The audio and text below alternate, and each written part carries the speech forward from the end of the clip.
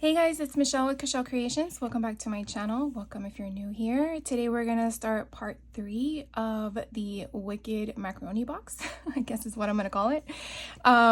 So I went ahead, the first 2 videos, if you did not catch them, we basically I showed you how to make the album cover in the first video, and then in the second video I showed you how I put together one of the signatures. I already put the second one together off camera, and then in this video I already went ahead and put all my ribbon trims on them.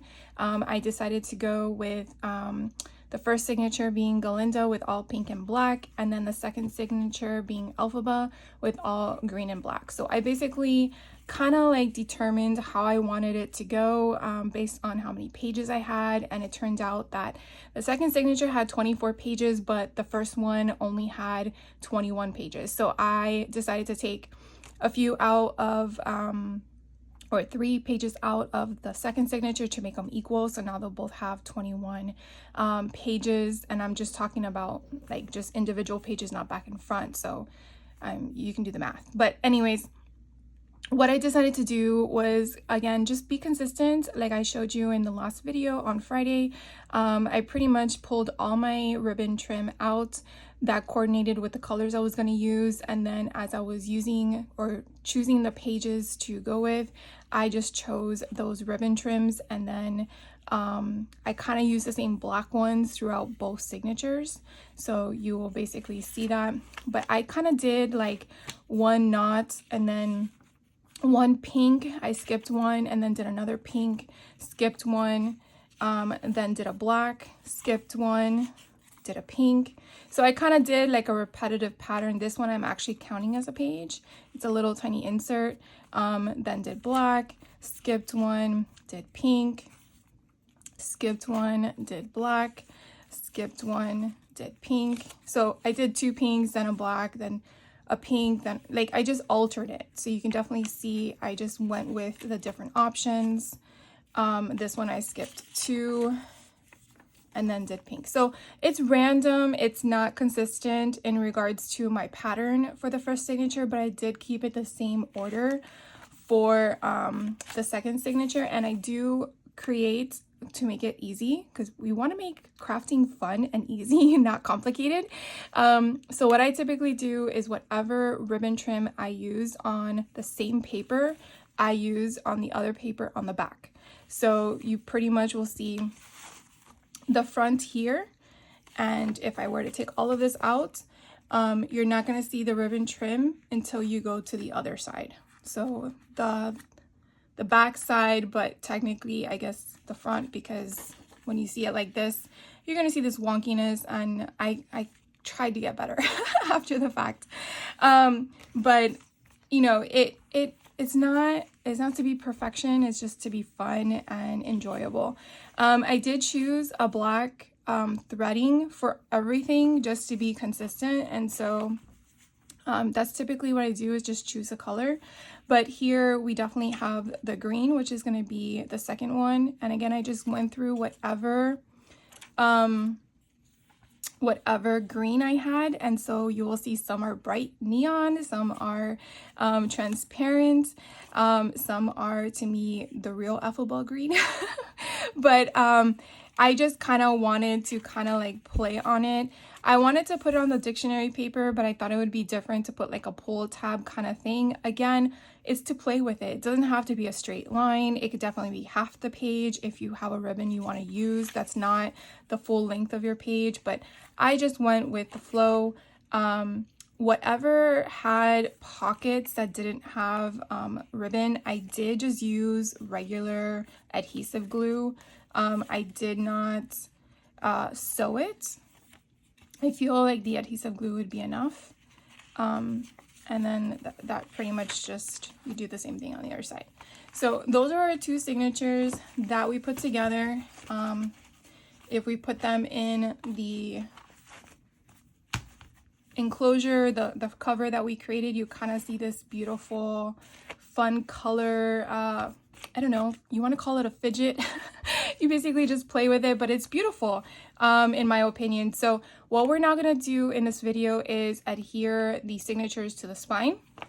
And so you basically want to create a template. So we remember that our width of our spine is about 1.5 inches for this particular macaroni box that I chose. And then the height, we did shave it down, so it's exactly 6 inches in height. So what I did was I just get a copy paper and cut it down. I did go 1 notch below 1.5, so that way it fits in the creases. You kind of want to dry fit it to make sure it's the right size and width, because once you start, this is going to be your template to sew in the signature, so you want to have that correct. What I did on the back was just take some ink so you can kind of see it because it's white. Well, pretty much what I did, and again, to me, I found like this is very simple. You just throw it away because it's copy paper. There are templates out there to use. You can create your own template if you're going to use the same width and sizing. Over time, you can use cardstock if it's easier for you, but I figure this is the easiest way to do something like this. Once you have your copy paper size, you're basically gonna fold it in half, okay? Once you fold it in half, you're gonna then fold the ends into the halfway point. So again, I'm folding one side in half to the halfway point and the other side in half to the halfway point. To make sure that it is half, I will fold it again to confirm, and you will have like this tiny little stick. And when you open it, you will basically see 3 vertical lines. Okay. Now the trick part is to go the opposite direction. So you're basically going to do the same thing. This is just to do a 3-hole pamphlet stitch. If you want to do 5, then you would have to do more creases. If you want to do 7, etc., etc. But I like 3 for a small book like this. If my book is taller, I might do 5 just to give it more strength and stability, but I think 3 is enough. You're going to do the same format. So now we're going to fold it in half again, but we're going to go vertically instead of horizontally, or however you're holding your paper. So you're going to fold it in the opposite direction again. And then we're going to do the same thing. You're going to fold it in the middle on each side. And then you're going to fold it again, and you should have a little square like this. Now, if you want to see your lines, again, you just take an ink and you just lightly go over it, but I think you're going to be able to see it. And so the points you're going to want to reference when you're going to poke your spine, and when you poke your spine, I would suggest to have a foam backing or newspaper or something to support your poking and you're not damaging your surface, because I would hate for you to have holes in your table or nicks. You're going to definitely need an awl or a pokey tool or something that's going to be able to pierce through the paper, along with whatever thickness you're using as your chipboard, your cardboard, whatever material you're using for your spine. You may be using fabric. So whatever material you're using in the center is what you want to have capability of piercing. And we're just going to do the 3 holes on each row. So I'm going to go to the right side and poke in the center of where the crease meets, the same thing in the middle, and then again on the 3rd side. So again, I'm going to do it repetitive. So I'm going to have 9 holes in this template. And if you can see it, if not, it's going to be 1, 2, 3, 4, 5, 6, 7, 8, 9. Now, if you're doing more than 3-hole stitch, actually, we didn't even have to do the center because we're only doing 2 signatures. So ignore the center. You just want to do the left and the right. Okay, so don't mind me for this because we're not doing 3 signatures. I don't know what I was thinking. So you just want the left and the right holes. So really you just need 2, 4, 6. Okay, sorry about that. Now we're gonna now we gotta make sure we only punch the 6 holes. Now we're gonna take this to our template, and I kind of like to use something to keep my template stationary, because we do know that things happen. Cat jumps on your table, someone's at the door, you bump the table, you have to go to the bathroom, whatever the case may be, and then everything is sorted. So I'm going to place this here. I'm going to put this there. And then the next thing I want to do before we continue is realize that the top is where my bulldog clip is. And so I'm going to get a pencil and I'm going to label this top, because that's going to help me when we take it to the signature that we created. And I am going to crease this up and realize that it's a little shifted too much to the right. I'm not saying it has to be perfect. I want it as good as possible. There, that's a little better. And we probably are gonna need one at the bottom. And I don't have any more bulldog clips, so we're just gonna use a old-fashioned paper clip. Okay, so I know that it's there. Again, we're only gonna do the 6. I gotta remember that. So I'm just going to hold this down with my fingers and make sure I don't poke myself, and go straight down for the one on the right, straight down for the one on the left, then go to the center, straight down to the one on the right, straight down to the one on the left, to the bottom, straight down to the one on the right, and straight down to the one on the left. So I am poking as far as I can go before I hit my mat. So I'm actually going through my foam. Now we are done. I'm going to take this off.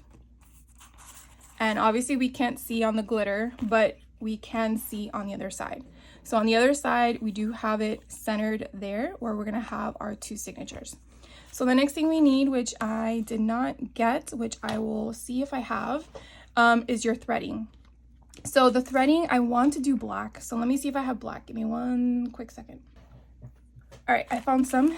This is from my old Paige Evans kit that I had 2 years ago. They still keep all this stuff, so it's perfect. The amount of thread you want for your signatures is 3 times its length. So 1, 2, 3. And if you want a little bit of an overhang, you could definitely do that. No harm in that, unless you're short on thread. And then again, we're doing 2 signatures, so we need the same thing again. So 1, 2, 3. So just rule of thumb, 3 times your length of your spine in height is pretty much what you need to do the stitching. And I don't think it matters what type of threading of a stitch you're doing, if you're doing 3, 5, 7, etc. Now if you're doing those binding with the twine, what do you call it, the threading, I have not tried that yet. I would assume you need more because you're intertwining everything. The next thing we're gonna do is work on our signature, making sure everything's in order. I usually work from the back forward, so we're actually gonna do the second signature first. So what I want to do is pretty much just make sure that the placement of where my paper is where I want it to be. Meaning if I wanted this paper to be further down, then that's where I want it to go. If I want it dead center, then I definitely want it there. The next thing you're gonna do is you're gonna also need big giant clips of some sort. I have these paper clips that I picked up from Hobby Lobby. I think they're in their paper craft aisle next to the Tim Holtz section, if there's still any Tim Holtz left. And it just helps just keep everything together and stationary. So I just have 4 on hand because I'm not sure if I'm going to need 2 for each side because of the types of paper sizing I have. I just want to make sure everything stays where it needs to go. So we're just going to get started. Again, another thing you want to make sure is that your direction of your paper is where you want it to be. And this is where I want to also be careful with, because I've come across this in the past where I'm going to put my template here and I'm going to see that this is going to hit 2 points and not the third. So that way I want to make sure that it's going to hit all 3 points. So I'm probably going to move it up slightly taller. There we go. And again, you're just lining everything up, making sure it fits where it wants. The majority of my pages were exactly 5 3/4. Now keep in mind, we did do the template at 6 inches in height. So that is also going to play a factor in the template that we are going to size. So we gotta remember to center that when we do it. And again, I'm just trying to make sure that it's staying as close as possible to where I want it to be. Let's put that one down. And then this one.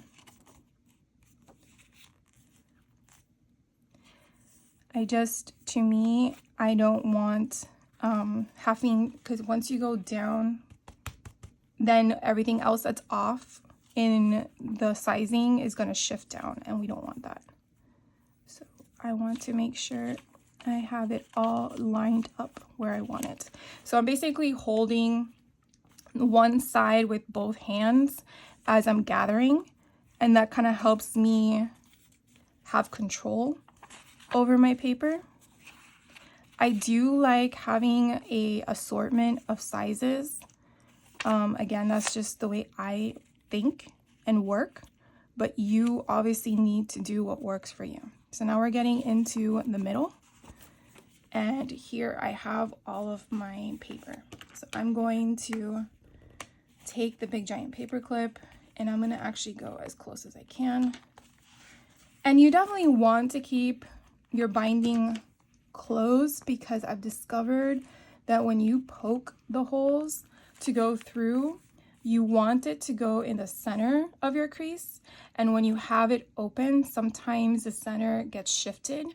So that's something we got to think about. The next thing you want is a needle. This is a kit that I think We Are Makers or We Are Memory Keepers, whichever one is sold under, I think it's one and the same because they changed their name, had. And I think this was actually something that you found at Ollie's. If anyone came across this, it was like a pink one, but this one is blue when I purchased it. It comes with a mechanism. Let me show you in case you're wondering. It comes with this tool.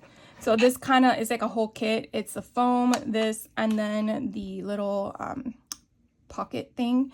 And this is really to help you bind. This is basically what we created. I've never used this. I don't even know how to use it. So I just kind of keep it in my drawer just because. And then this is a dull needle point, so it doesn't really have any pinching of any sort. I do have a bigger needle here, but it is a pointed needle. So you definitely want to figure out what works for you. If you're used to sewing, then you may be fine with a pointed needle, but I don't like to get pricked. And because my eyesight is not the best anymore, I just use these fun little tools to kind of like pull the thread through that I'm sure you guys know about. And now we've threaded our needle. We have this long portion here, so we're ready to go there. And the next thing we need to do is align our holes. Now remember, we're going to ignore the middle. We're only going to use one side. So we have the top here, and we are going to do the back stitching first. So I'm going to crease up that last one because that is what we're going to use. And so when you are opening this, you're going to place it in that little crease, and you're going to figure out where you want the template to go. And I am going to, you see how it kind of like is already coming undone? I'm trying to push it down. And now you're going to use your awl. Where is it? Here. And we are going to poke the hole all the way through, but I am going to close the book. So I'm just going to show you, I'm going to put that there. And I am also, before I poke it, grab that other paper clip, and I'm going to paper clip this down so it doesn't move. And now I'm going to close it, and I'm going to poke with my other hand. And I'm going to try to make sure that when I'm poking, I go enough through that the thickness of my awl is making a dent, because remember, you're going to put a needle through with thread. So you want to make sure that the thickness is there. So now I'm going to pull it out carefully. I'm going to lift it up. I'm going to find the center. I'm going to close my book again, and then I'm going to push through with as much force, because remember, there's a lot of paper here. There's 21 pages that I'm poking through. So I want to make sure that I'm getting it all the way through. pulling it out again, and then my final poke. So closing it again and poking it all the way through. This part is a little hard because of the number of pages I have. If you're working with a smaller cluster of pages, you're not going to have as much trouble as I am having. If this is something you want to do and you are having trouble, see if there's someone in your home that could help you. And look, I kind of broke our template, but that's okay. So now the next step we're going to do is we are going to thread. So what you want to do is you want to start in the middle first. So I'm going to take our needle and I'm going to thread it through the middle, and I'm going to find the middle of the book, and it's going to come out the other side, and we're going to pull, but we're not going to pull all the way. So I'm going to clip this portion, the tail of it, to my paper clip that's in my book. Okay. You also want to make sure everything's in the upright direction, because once you start, you don't want to have to do it all over again. Now I'm going to go to the up on, again, the back hole, and I'm going to come through because I don't want there to be any problems. And now, again, keeping it closed, I'm going to go all the way through, and then you see it comes all the way through. I just find that, I think it was someone, Donna from Twisted Paper Studios, had given this little tidbit, and I was like, oh my gosh, I never thought about that. So now we're going to go down, and we're going to go to the third hole, and we're going to again close our book and go through and come out. And again, we're just going to realize that we don't have enough lag, so we're going to just pull this down a little bit of our little edge. And now we're going to go to the bottom hole. We're going to come out the other side. Again, we're not pulling too tight. And now we're going to go back inside our middle. Okay, but we want to make sure we don't split the twine, whatever material you're using. If you split it, you want to then back out and do it again, because then that will give a problem in regards to the durability of your twine that you're using. Now we're going to go back through that hole again. Again, my book is closed, and go straight through, open it up, and now, oh, you see, I almost went through mine. See how the needle is in there? So I'm just gonna see if I can pull it out without it having to come all, there we go.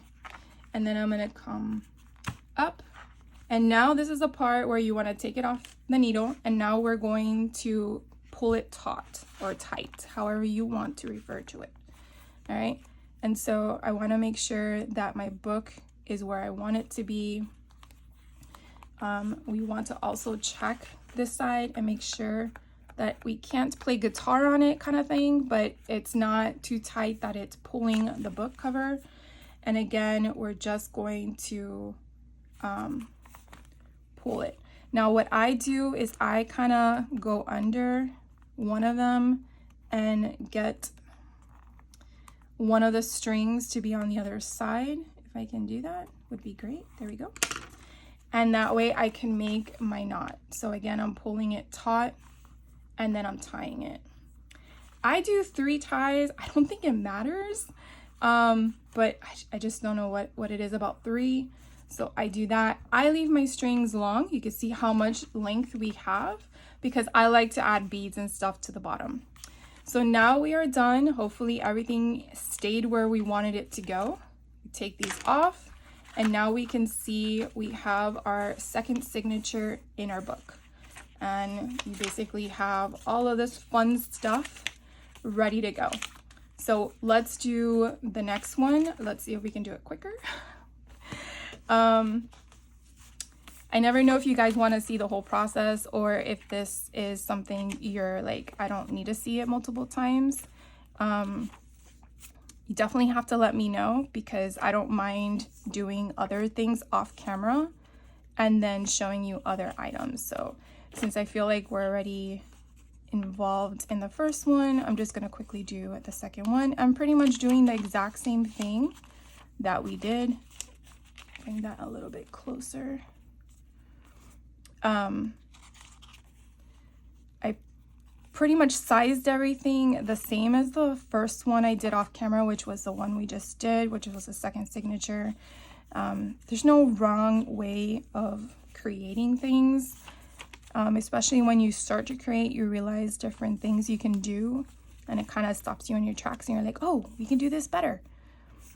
I didn't even think about the ribbon option until I was pulling the ribbon and realized, oh, I have enough ribbon for both colors. It would be kind of cool if we had each signature to be its own color.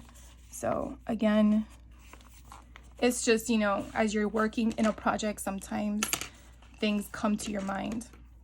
So again, we're gonna use paper clips to kind of keep everything together. And again, we want to just keep it as closed as possible. And I just missed the thing on the other side. There we go.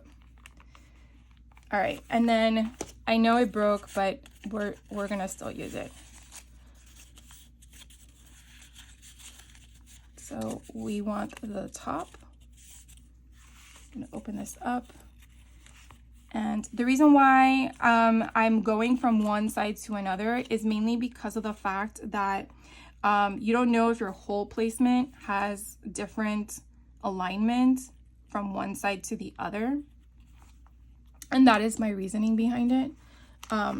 If you have a precise thing, like if you use that tool that I showed you that I don't use, then you might be fine.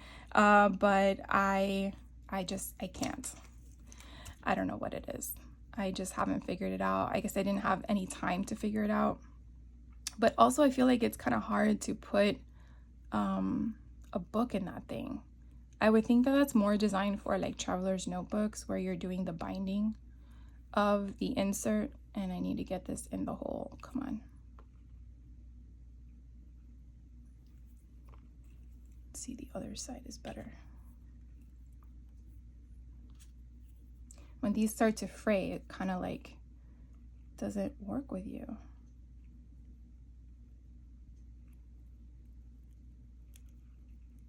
There we go. I don't know if anyone else has problems like that with me, or is it just me? All right, so we're gonna pull that out. I'm gonna give it a little bit more slack and do the exact same thing. Oh, I gotta poke the holes, duh. Okay, so I'm going to the first notch, closing my book, pushing it through.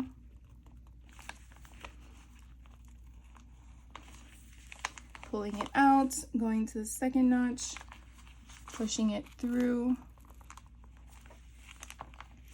And then going to the third notch, and then pushing it through. I definitely find, like I showed you in the second signature we did, that having it closed really did help. So we're just going to now add this here. Now, if this is a problem, I would suggest to pin it down. So that way you're not fighting it. And again, make sure that you're in the upright position. You're not upside down with it. And we're gonna start in the middle.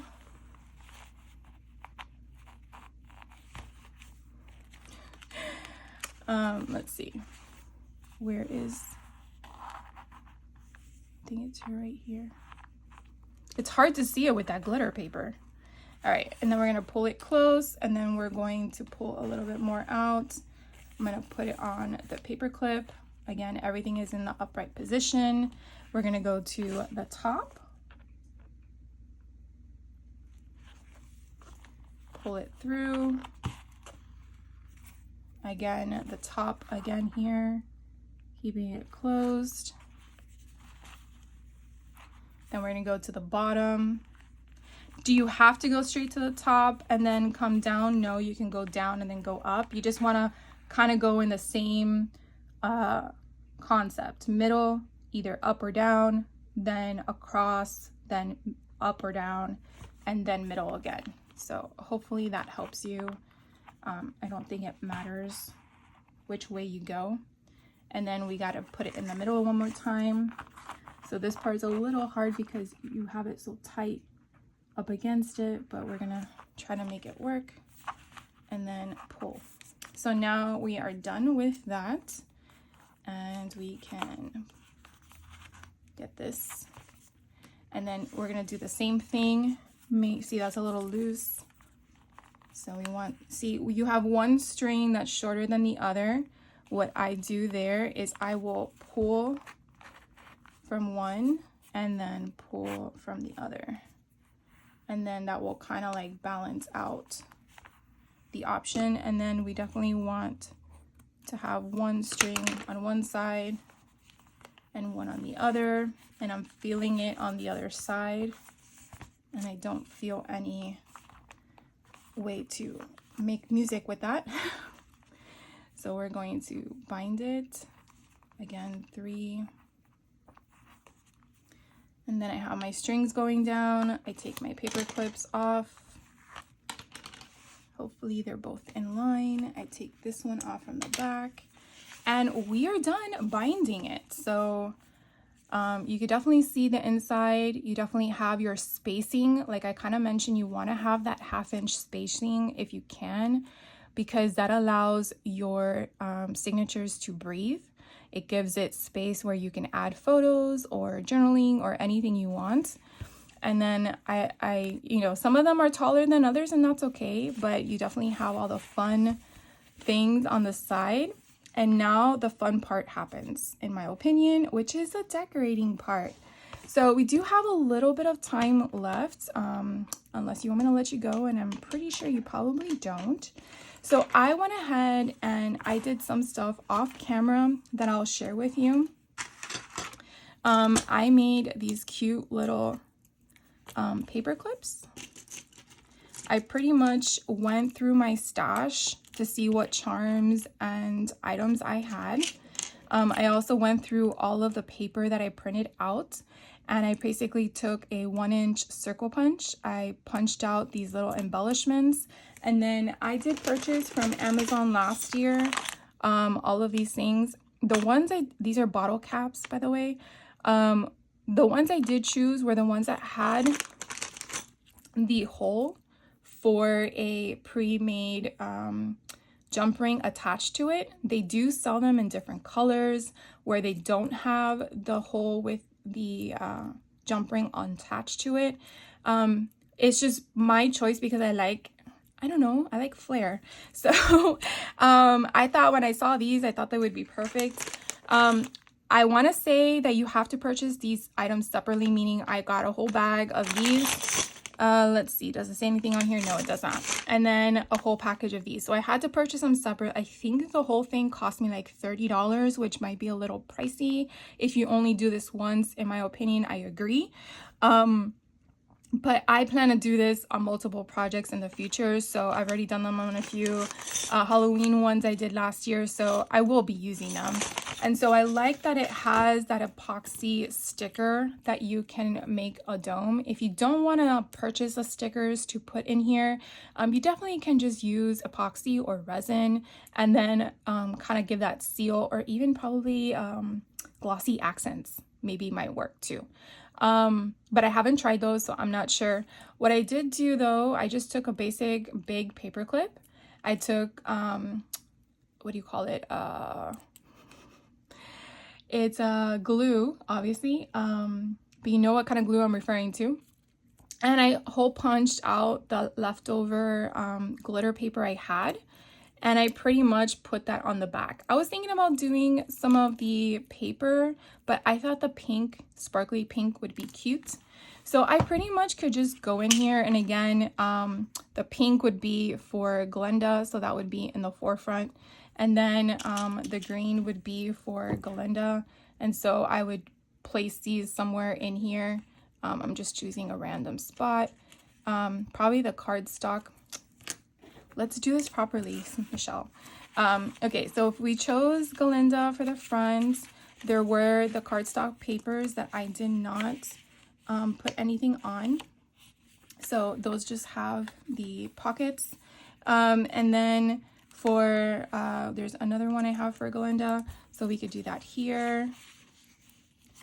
we could just offset it to this one.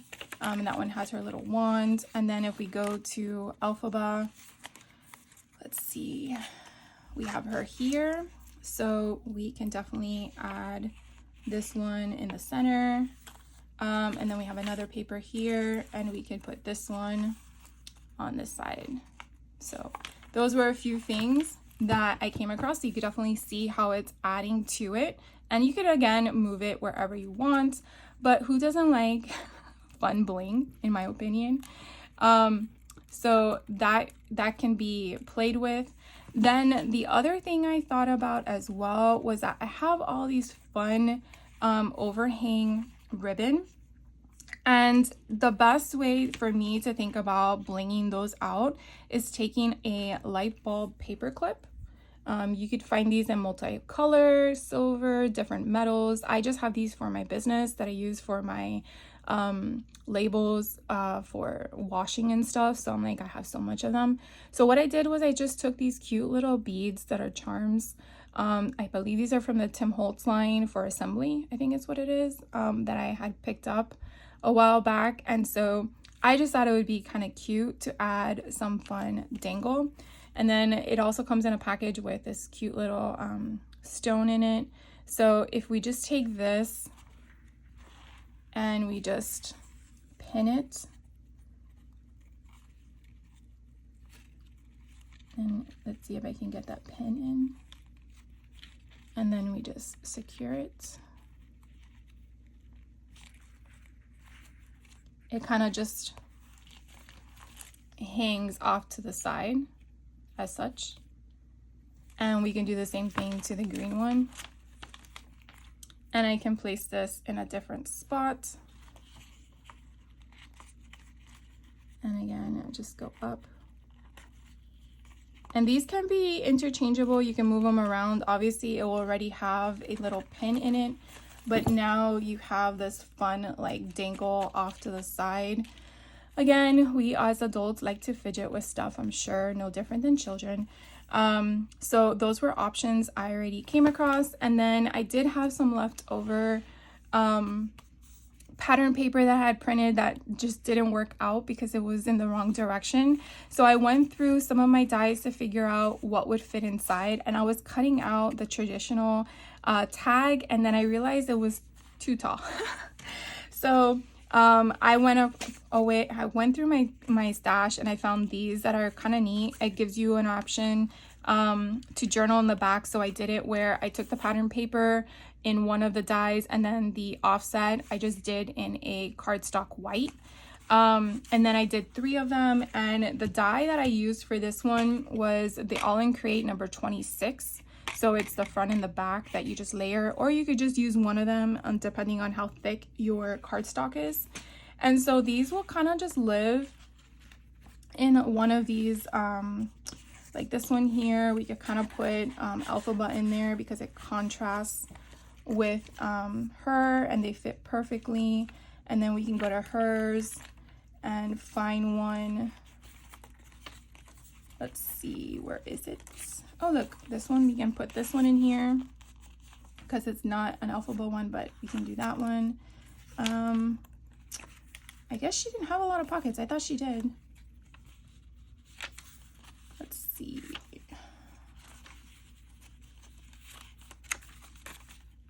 Wow, I missed the mark on that. I guess, oh, here she is. Okay.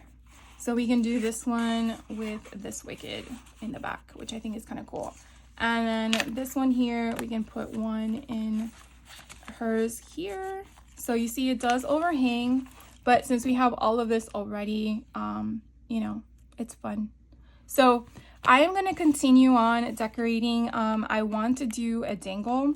I don't know if we have time. We could probably just start it, and then I'll show you the after, but you definitely can see how it's coming along. And to believe that we made this out of a macaroni box instead of recycling it, we upcycled it. And then all of the pattern paper that I use is from that printable that I shared with you from the link on Etsy.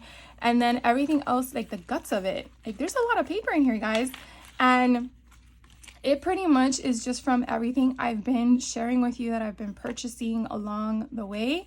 You know, there is purpose behind my craziness. But I really hope that the person receiving this kind of enjoys it as much as I did making it. And if she doesn't, hopefully she gifts it to someone who will, because it is going to be for a swap that I'm doing at an in-person retreat, which I already attended by this point, which is in Texas, for the Crafting Through the Holidays. So if you did attend, definitely let me know how you liked it. Hopefully I already did, because I'm recording this beforehand. So anyways, I am going to share with you what I'm going to do for dangles. I did do a few, what do you call them? Like little charms, and went through my beads.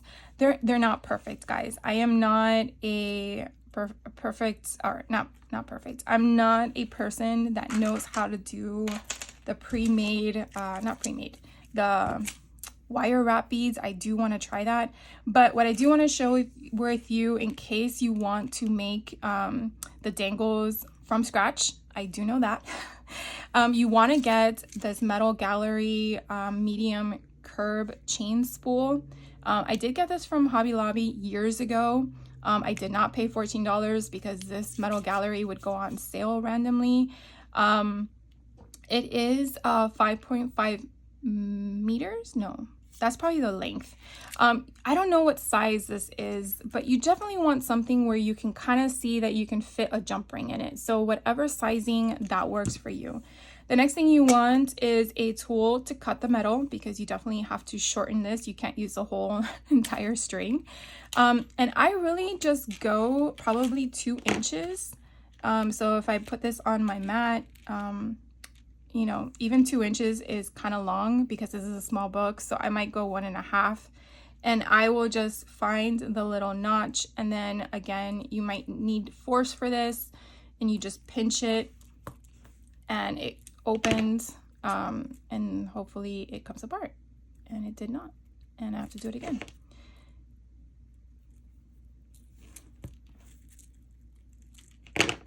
There we go. So it eventually broke. So you're just gonna lose one ring. So that broke that. And then this is the piece you're gonna work with. And again, I know it's very small. I probably should have made it longer. You're gonna get a lobster clasp, which is a little chunky. I don't know if I have smaller ones. I would have to look for that. And then you're going to need jump rings. So I have bigger jump rings to hold the lobster clasp to the bottom, and then I have smaller jump rings to then attach the beads to the charms. So after you cut it, you're gonna definitely need 2 needle nose pliers for jewelry making, and then that's what you're gonna use to kind of like make everything work. So this is going to go on that, and then this is going to go on this, and you want to make sure it's the last link, and then you're going to use the other one, and then you're going to kiss them together. So hopefully you guys can see that kissing. So now you're going to make that closure close, and now your lobster clasp is on the dangle. So this helps you, I guess, work it.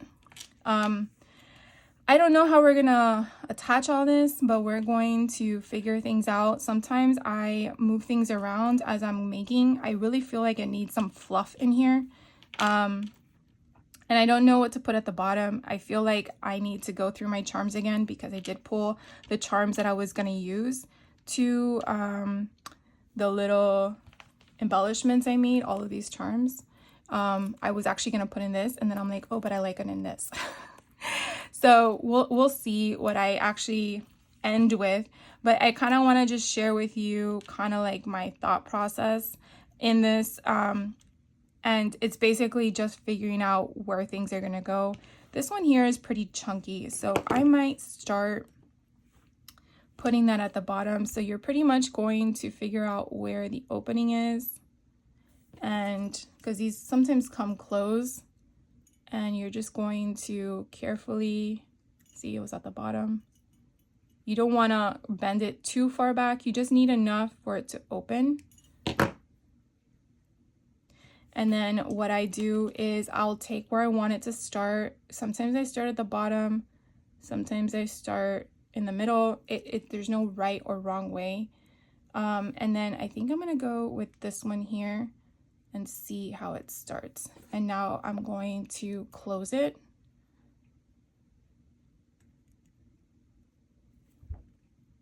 And again, you're just gonna kiss it in the middle. So then I kind of like see, okay, well, that's kind of cute. So I like that. And now we're gonna keep going. So now I can figure out where I want everything to go. So I do like having these two here. So let's keep going until you don't want to be with me anymore. I don't know what to tell you. I didn't want to make this a long series, so I'm just trying to see if we can get as much done tonight in the video or today in the video than coming back for another one, because I think the last video I'm going to share with you guys is going to be the final walkthrough of it all done. All right. Sorry guys, there was someone at the door. So now what I'm going to do, try not to drop it on the floor. Now what I'm going to do is I'm going to take this and figure out where I want this to land. So you kind of see where it's gonna sit, and I keep dropping it. Hold on. It's hard to do this in mid-air. So again, holding this. And so putting this up kind of gives me an idea. Okay, I want this to sit here. And so I'm gonna go this way, and then I'm gonna use my other plier and then kiss it closed.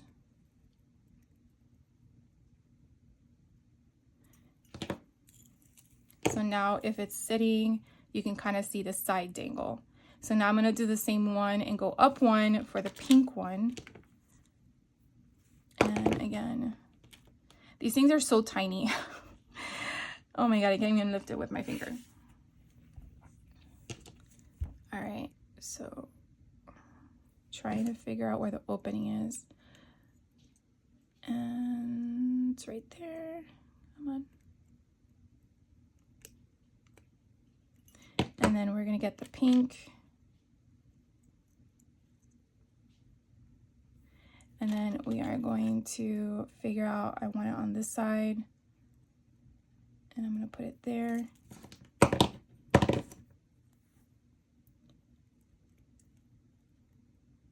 Because as it gets heavier, it's harder to hold it all.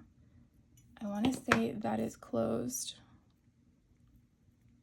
It doesn't look closed though. There it is. All right, so now it is looking like this, and it's hard for the dangles to fall where you want them to, but I want to add one of these cute little things. So we're going to add the scarecrow, this little guy, and then we're going to open this up, put him on it.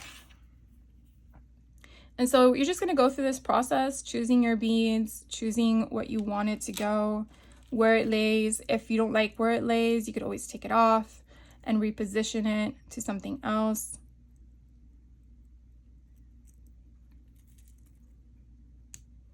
And then you just go from there. So let's see. There we go.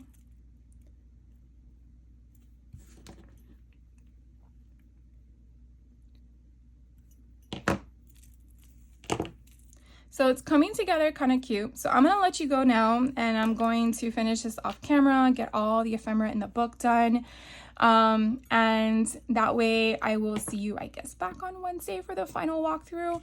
If you do have any questions up to this point, please let me know. Like I mentioned, this is for a swap giveaway that I'm doing at an in-person retreat in Texas that happened earlier this month. But I didn't have a chance to get the tutorial up before the retreat. So I wanted to at least share with you my process in case you were interested in making one yourself, given the movie is coming up and the holiday season is here. But I will see you in the next video. And if you have any questions, by all means, let me know. And I hope you guys have a great rest of your day. So take care.